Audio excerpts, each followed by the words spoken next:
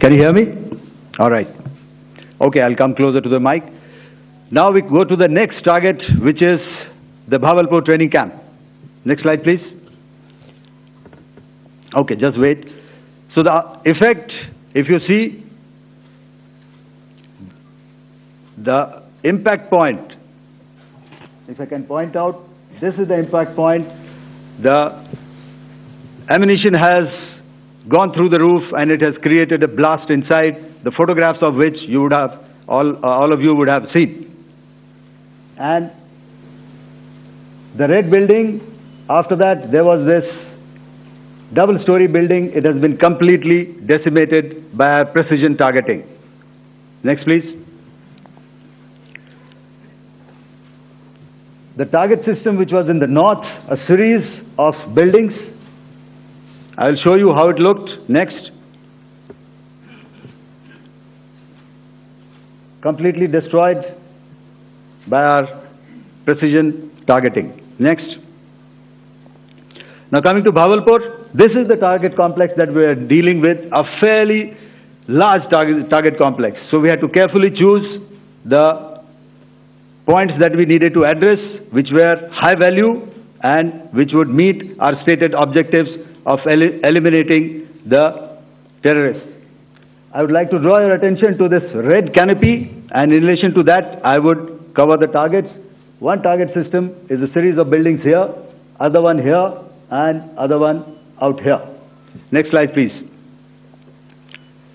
This is how it looked before, and this is how the building looked after the impact of the weapon. And orientation in relation to this red canopy, you can see here.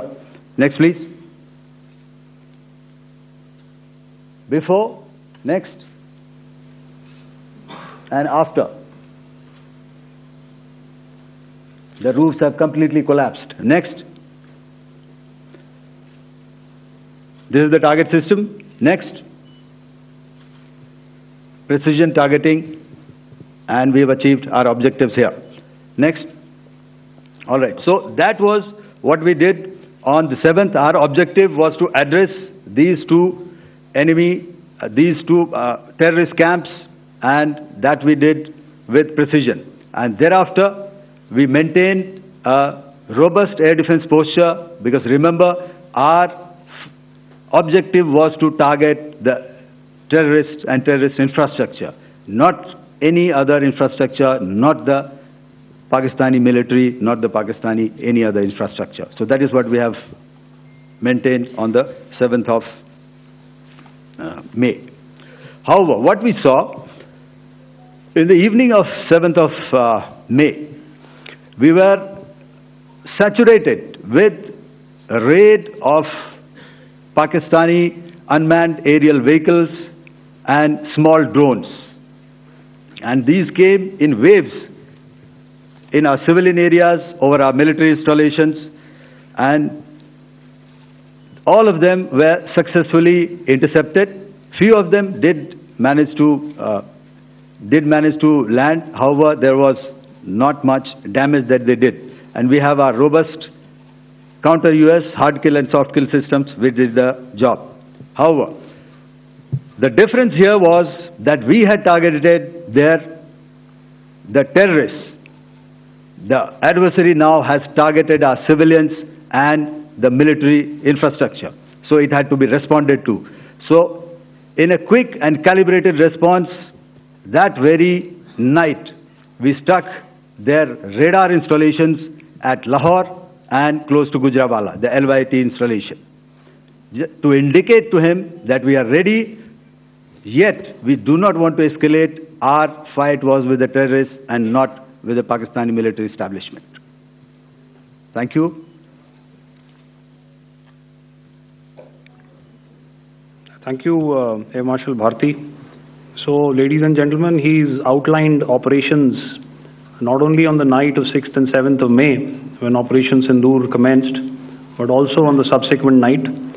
Being well aware and familiar with the congenital and impulsive nature of our adversary, and even though we did attempt to reach out and communicate our compulsions to strike at the heart of terror, to my counterpart in the immediate wake of Operation Sindoor, the request was brusquely turned down, with an intimation that a severe response was inevitable and in the offing.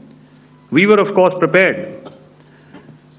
Operations on the 7th and the 8th, Air Marshal Bharti spoken about. On the night of 8th and 9th of May, they flew drones and aircrafts into our airspace all across the borders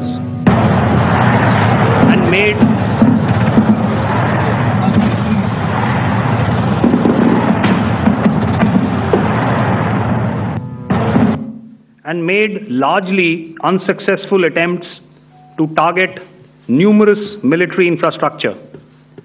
Violations on the line of control by Pakistan also commenced yet again and precipitated into fierce arty engagements. The air operations on the night of 8th and 9th of May, I'll yet again request the DG Air Operations to cover.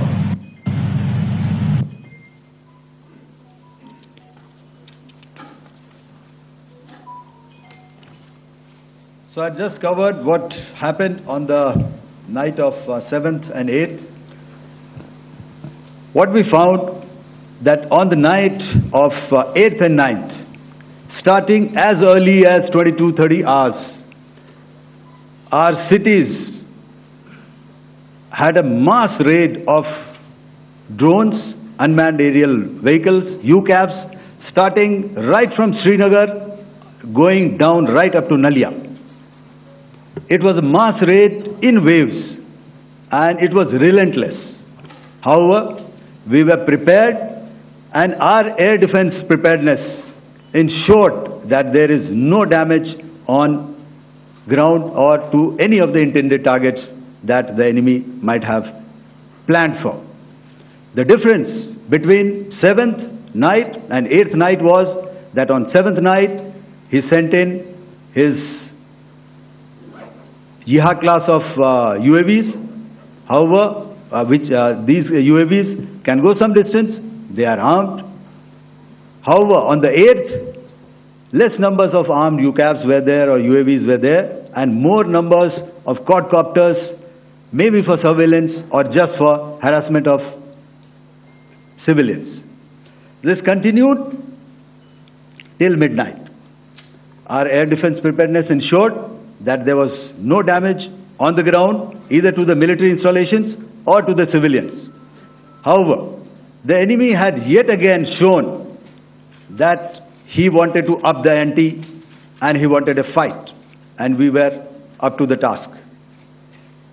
In a measured and calibrated response,